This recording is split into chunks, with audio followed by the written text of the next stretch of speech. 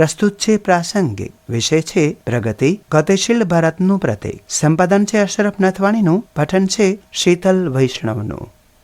વિકસિત રાષ્ટ્ર બનવા તરફ પ્રયાણ કરી રહેલા ભારતના શાસન મોડેલમાં છેલ્લા એક દાયકામાં જે પાયાના પરિવર્તનો આવ્યા છે તેમાં પ્રગતિ, પ્રોએક્ટિવ ગવર્નન્સ એન્ડ ટાઇમલી ઇમ્પ્લિમેન્ટેશન પ્લેટફોર્મની ભૂમિકા સૌથી નિર્ણાયક રહી છે. પ્રધાનમંત્રી નરેન્દ્ર મોદી દ્વારા 25 માર્ચ 2015ના રોજ લોન્ચ કરવામાં આવેલ આ ફ્લેગશિપ પ્લેટફોર્મ આજે ઈ ગવર્નન્સ અને સુશાસનનું વૈશ્વિક ઉદાહરણ બની ગયું છે.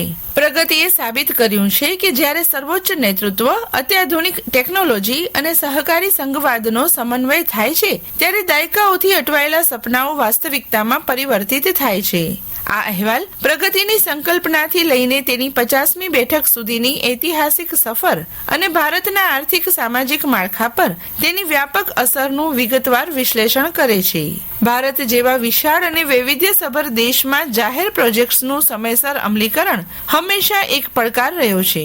ભૂતકાળમાં અનેક પ્રોજેક્ટ્સ અમલદારશાહીની ફાઇલોમાં, આંતરવિભાગીય વિવાદોમાં કે કેન્દ્ર અને રાજ્યો વચ્ચેના સંકલનના અભાવે વર્ષો સુધી લટકતા રહેતા હતા. આ વિલંબ માત્ર પ્રોજેક્ટનો ખર્ચ જ નહોતો વધારતો, પરંતુ દેશની પ્રગતિને પણ અવરોધતો હતો. આ સમસ્યાના કાયમી ઉકેલ તરીકે પ્રધાનમંત્રીએ પ્રગતિની કલ્પના કરી. આ પ્લેટફોર્મ 3 શક્તિશાળી technology, digital data management, video conferencing અને જીઓસ્પેશિયલ ટેકનોલોજીને એક છત નીચે લાવે છે.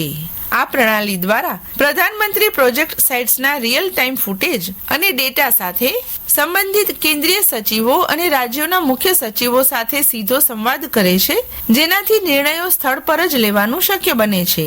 પ્રગતિનું બીજ ગુજરાતના તત્કાલીન મુખ્યમંત્રી નરેન્દ્ર મોદી દ્વારા એપ્રિલ 2003માં શરૂ કરાયેલા Swagat state wide attention on grievances by application of technology કાર્યક્રમમાં રોપાયેલું હતું.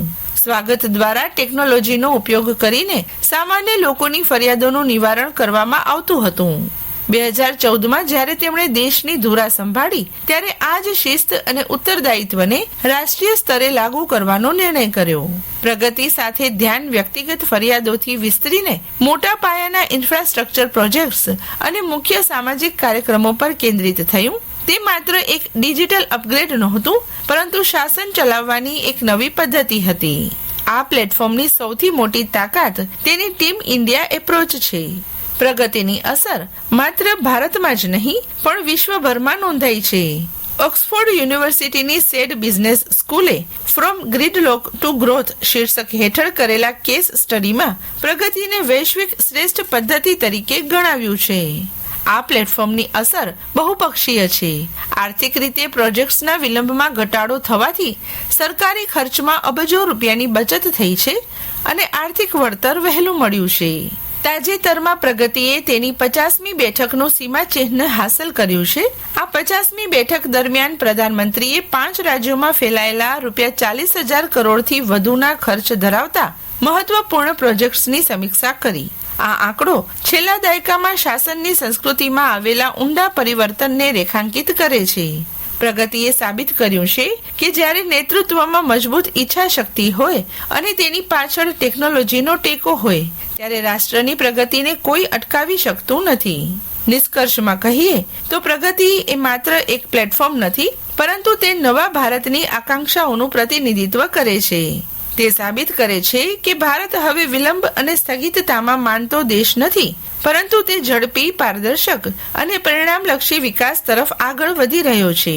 2047 સુધીમાં વિકસિત ભારતના લક્ષ્યને હાંસલ કરવામાં પ્રગતિ એક મજબૂત એન્જિન તરીકે તેની ભૂમિકા ભજવતું રહેશે.